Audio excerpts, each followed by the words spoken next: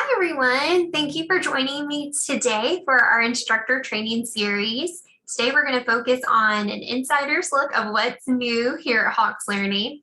And over the next 15 minutes or so, I'll be walking you through a brief overview of what has been going on here at Hawks, what's new.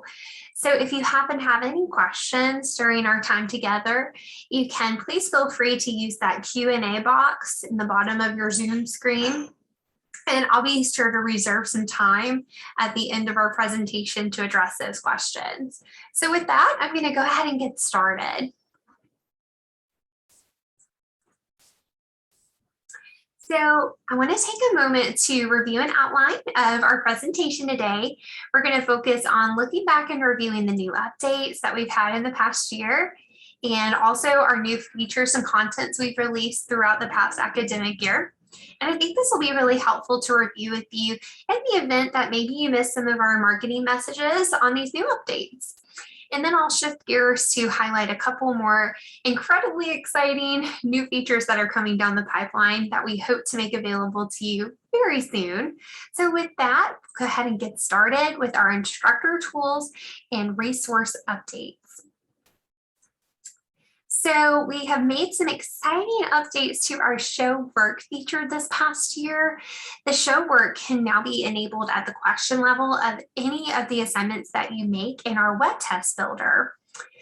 And when it's enabled, it's going to give you and your students two options. The students can enter their justification of their answer in a free response text box to provide an explanation of how or why they did arrive at that answer.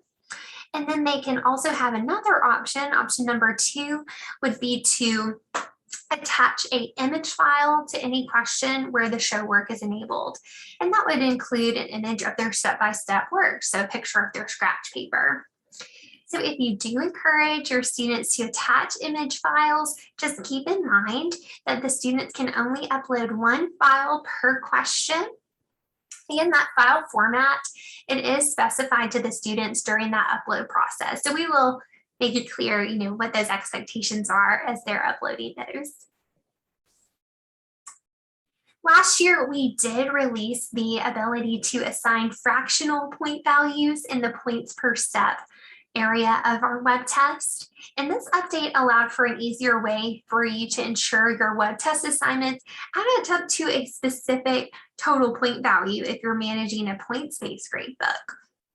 And we recently updated this, this feature to now allow you to assign 0 points of a question added on a web test. So just an example of how some instructors like to utilize this feature is if you've been managing any academic integrity or honor pledges into your course through a question that allows a student to require that they have acknowledged those academic integrity rules and expectations before taking their web test.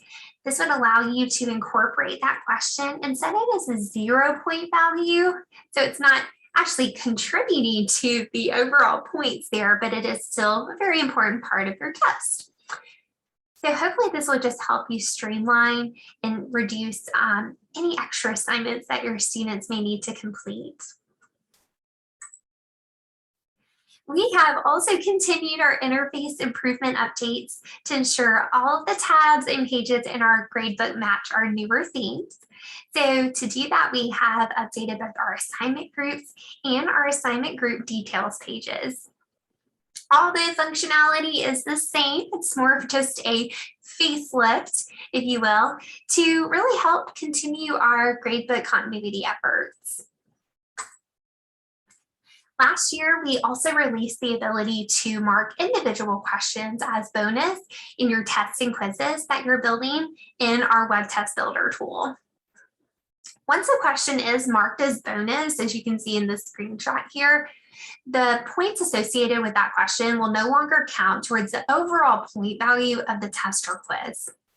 So here's an example of what it would look like on the student side. They'd be able to see how many bonus points are actually available to them on that test landing page, which is always exciting whenever you get to see that as a student. So this next slide here that has a screenshot where you can see the student's perspective within the test. So even when they're opening the test, they can see, oh goody, this question is for bonus. Make sure I try that, right? And then finally, in that, that overall list of my questions available to me in my test, I can see specifically which questions are marked as bonus. So hopefully this would really help the students make sure they're answering all the questions. I mean, always that's the case, but especially those bonus opportunities. And for any of you who do choose to use our web test builder and print those, this feature would also be enabled with your printing. So it would mark in the printed test that this is a bonus question.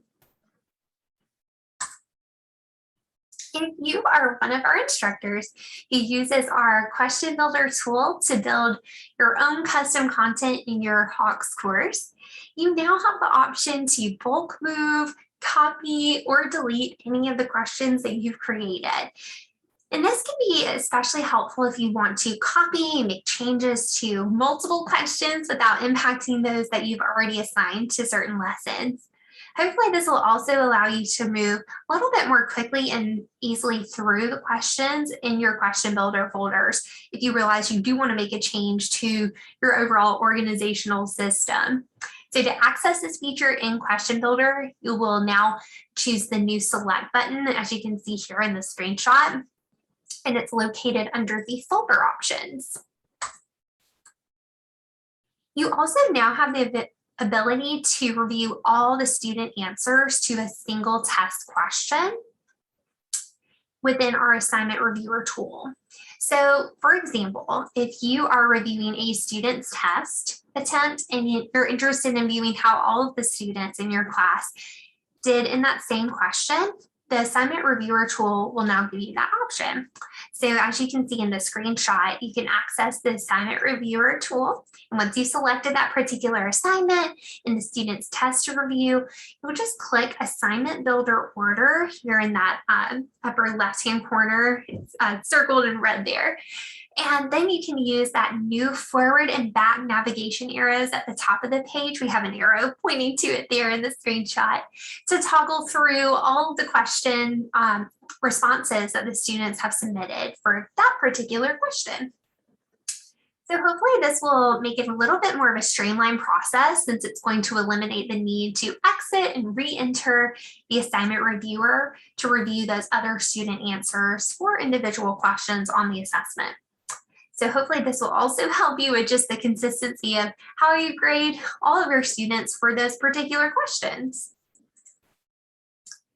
We've also added a new lesson status icon when you're viewing the lesson completion information from the all student scores and detailed student grades reports. And this will be particularly helpful whenever you're using our diagnostic testing feature. If your students take a diagnostic test and they've received credit for a lesson as a result of their performance on the diagnostic test, the lesson's completion status will now be represented with this inverted green check mark. As you can see, it's circled in this screenshot here. And this will update you and allow you to see more easily when students have completed lessons from certifying, that traditional method, or from mastering that content from the diagnostic assignment. We hope that this will just help you with just streamlining and having that quick access, that quick glance at the student's overall performance and assessment review process. Last year, we also released one additional update to our export grade service, with the goal being to really streamline this report a bit for improved filtering and easier exporting. So just a few of those updates to this report include condensing these settings and the student detail options where any extra or outdated settings were removed, improving the pre-selected student details to reduce the need to customize any information on the page. Also, it allows you now to export up to 1,000 students directly from this page, or you can also receive a report via email if in the chance there were more than 1,000 students in the report. If you do have any reports needing to be updated or rather emailed to you through our expert service, those emailed reports will also now adhere to the selections that you have made in the export grades page. Now to get into some of the student feature updates that we have for you all. This is one I'm particularly excited about. There's now a new video menu available for the students whenever they click the watch button in the learn mode of our courseware. When selected, there's going to be this menu, as you can see in the screenshot, that now appears below the lesson level video. And it will now allow the students to view all of the lessons contained within that particular lesson, including both example and lesson level videos. And all of the videos within this new menu are labeled for easy identification, and students can also scroll through the menu using those previous and next buttons, as you can see in that screenshot. This is a really great option for our students who are more visual learners and maybe don't want to scroll through all of the instructional content within Learn. They want to go straight to that particular video example that they're looking for. So now they can get all the videos from the Learn Objective landing page really seamlessly now. Students also have access to an audio transcript file that can be downloaded and opened in Microsoft Word if needed. There's also a new submission status on the to-do list for the students to more clearly indicate to students which remaining web tests are available to complete. So if a web test end date has passed and you have not given the students the option to take the test after the end date, the test will now show as closed on the student's to-do list. The students can now still click on that assignment to see the assignment details, but the new icon will help them identify that those web tests are not available to complete, and then those that they still have availability to complete. So just making it a little bit more clear for students with these updates in the web test area. Now, to help draw the students' attention to our Tutor feature, we updated the color of the Tutor button when students are working in our practice feature. As you know, the practice mode is especially helpful for students to begin to work on questions that they'll see in Certify, and the Tutor mode contains the helpful guidance on how to solve and answer those questions. We really want the students to use the Tutor mode, especially if they're not sure how to answer a question. So our hope is that by updating the color of this button, making it that bright orange color, it will help the students to notice that button, click on it, and utilize those helpful resources available to them in practice. Now, before the semester, the fall semester that is, we did release an update where the students can now easily get to a list of our keyboard shortcuts from within Practice and Certify. And this is especially helpful for students who can only navigate and input answers using a keyboard, but it's also helpful, got a little tongue-tied there, for students who know which keyboard shortcuts can be used to enter answers if they don't want to rely solely on our keypad. Moving on, I'm going to now focus on a few of our updates that we've made to our LMS synchronization tool. So if you're an instructor who uses our integration with Blackboard, Canvas, Brightspace D2L, or Moodle, these are some special updates for you. You may have already noticed, but if you do integrate with your LMS, you may see or have noticed this updated sign-in credentials page. So now whenever you're clicking on that sync tool for the first time in a new LMS system, your familiar Teach login page is going to appear, as you can see in this screenshot. So you'll just sign in with your Teach credentials, so your email and your password. And once you enter that information, you can begin your synchronization process. It'll lead you to a page where you can select the appropriate gradebook and the Hawk section to go ahead and link to your LMS section. We also opted to go ahead and hide the student tab within the tool by default. You may have already noticed this if you've been already linking your sections for this upcoming academic year. So By hiding the student tab, this means that after you've linked your sections for the first time, or anytime you return to the Sync tool, the landing page will now be that Assignments tab. And that's where the assignment syncing does take place. If you do regularly use the Student tab to link students for grade synchronization only, this tab is typically only used by schools that do not also use our LMS single sign-on tool. Just to note that when you initially link your sections, you'll still have that option to always show the student page. So once you select it, the Student tab will still appear as the default for the LMS section. So similar to what you were used to before. And that little screenshot at the top of this slide is where you would click that show students page and then click continue, and then you would be able to see that older, more traditional view of the students tab. Lastly, as far as our LMS updates, we have updated the default number of our assignments or students visible in our tabs in our Sync tool from 40 to 100.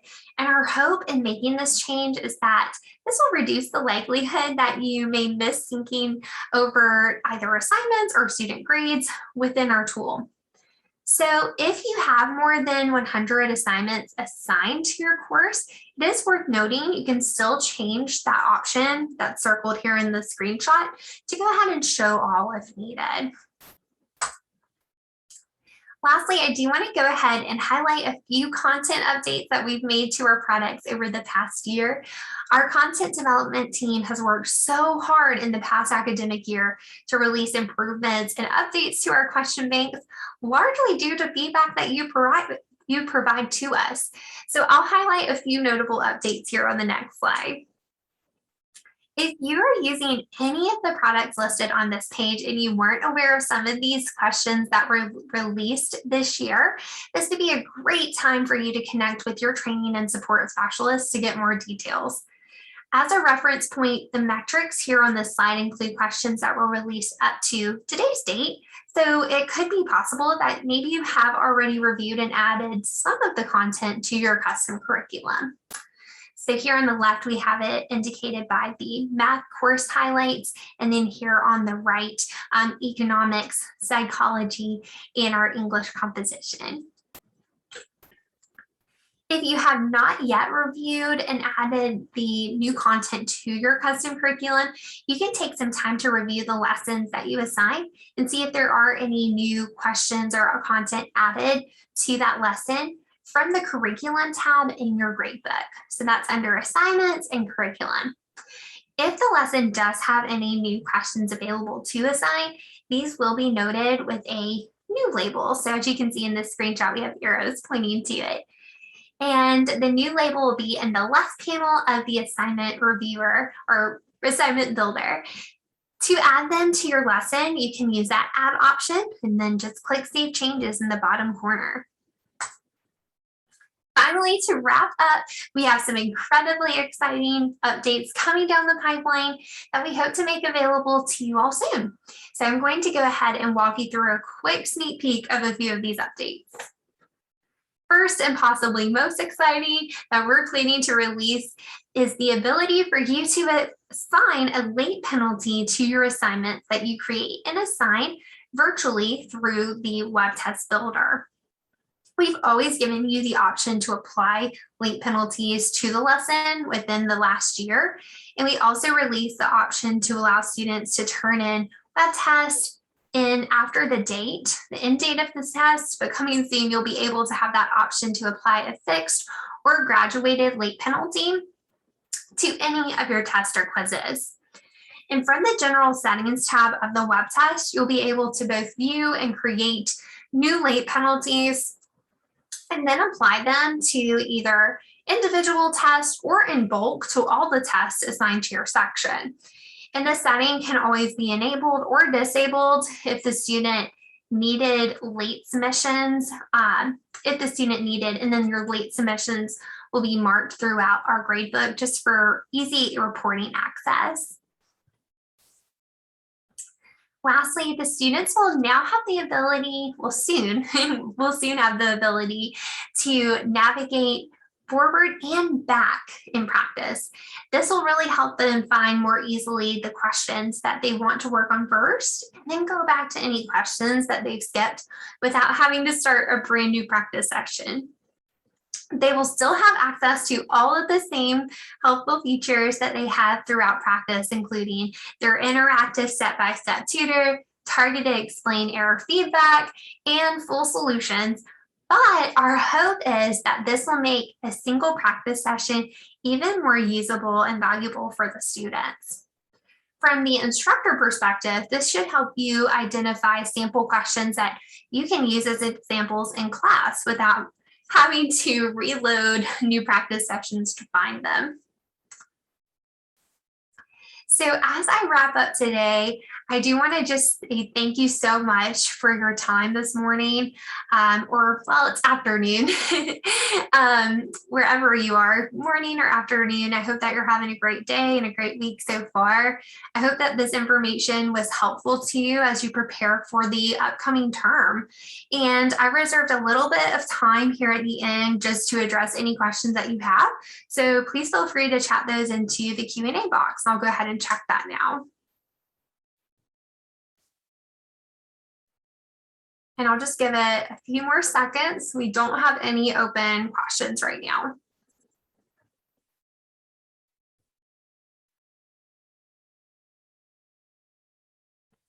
If you don't have any questions right now and you do think of some later, that's totally fine. I still encourage and welcome those questions. We have the questions and contact information here on the slide I'm sharing. So you can reach out to us at training@hawkslearning.com, or you can chat with us 24/7 live chat, or our phone hours are Monday through Friday, 8 in the morning to 10 at night Eastern. So you can always give us a call and we're always happy to help. But thank you again, everyone. I hope everyone has a great rest of your day and an excellent week and an excellent academic year. Bye, everybody.